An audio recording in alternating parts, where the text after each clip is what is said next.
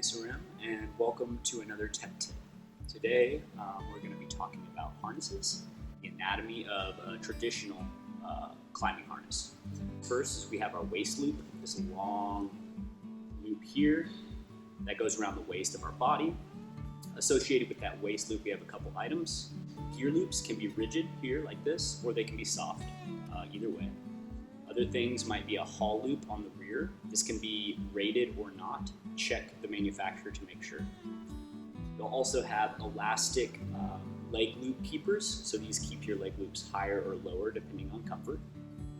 Furthermore, going down, we have our leg loops here. And our leg loops can be adjusted via a variety of mechanisms. Finally, we have our belay loop here. This is where our metal goods are traditionally clipped, so I like to think of hard goods are clipped into our belay loop. And then finally, we have our tie-in points, these nice little triangular looking reinforced fabric pieces. Some people will call these your hard points. It's kind of a misnomer because fabric is traditionally tied there and it's resistant and durable to that abrasion. The waist loop can be fastened a number of different ways, so make sure whatever harness you get, you know how to use that fastening feature. How would I think about purchasing a harness? There's a lot of different varieties of climbing out there, and I want to make sure that I have the right harness for the job. So the first thing I want to think about is how long I'm going to be hanging in the harness and or falling in the harness. And it sounds funny to a lot of people who just rock climb, but there are many types of climbing that you're not hanging in the harness or falling. For instance, I have a harness here that is traditionally for mountaineering or alpine climbing. It's super light, thin. It would not be comfortable to take a fall on, but most likely I'm not going to be falling on this harness. Now, if I'm going to go alpine climbing or mountaineering, where I'm not expected to take a lot of falls, maybe just a lot of glacier walking, I'll pick a harness like this that's easy to put on and off at any time. So these waist loops are completely detachable, and the leg loops are also completely detachable and reattachable. So easy to put on and off, comfortable to wear, super light, but not comfortable to hang or fall in. So that's one spectrum, like mountaineering or alpine climbing harness. Then we have our middle ground, kind of like our do-it-all harnesses, where they're comfortable enough to take falls in. You can hang in them for a considerable amount of time. They're usually pretty easy to get on and off, but most of the time they have fixed leg loops, meaning this can't come undone. So putting them on and off takes a little bit more effort. These harnesses come in a lot of different ways, varieties. The biggest thing is the number of gear loops you want. If you're sport climbing or gym climbing, less is probably better because you don't have that many clippies.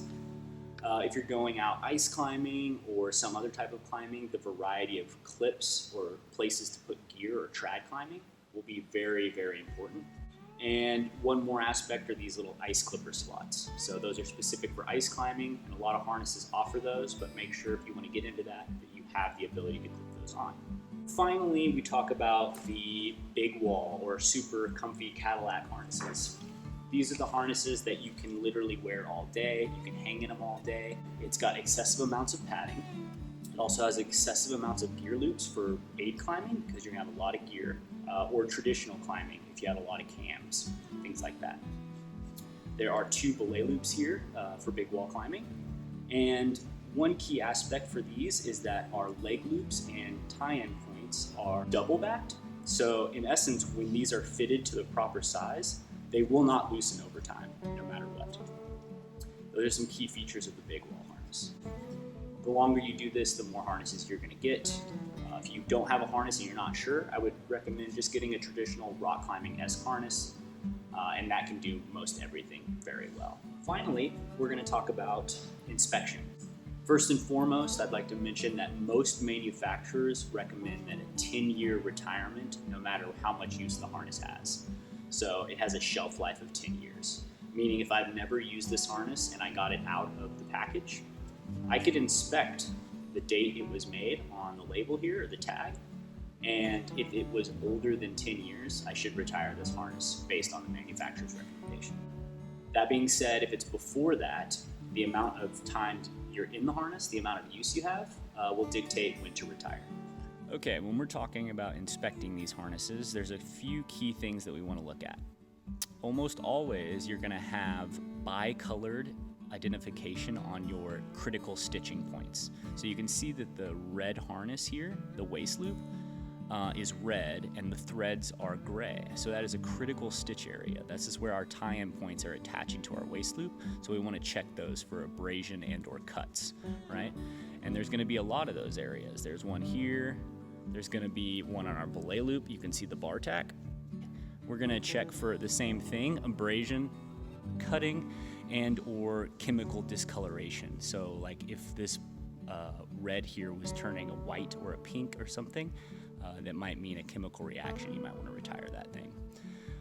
Obviously, I've got some wear in my tie-in points here, but that's nothing too considerable. As I continue down, I've got the most used harness here to look at.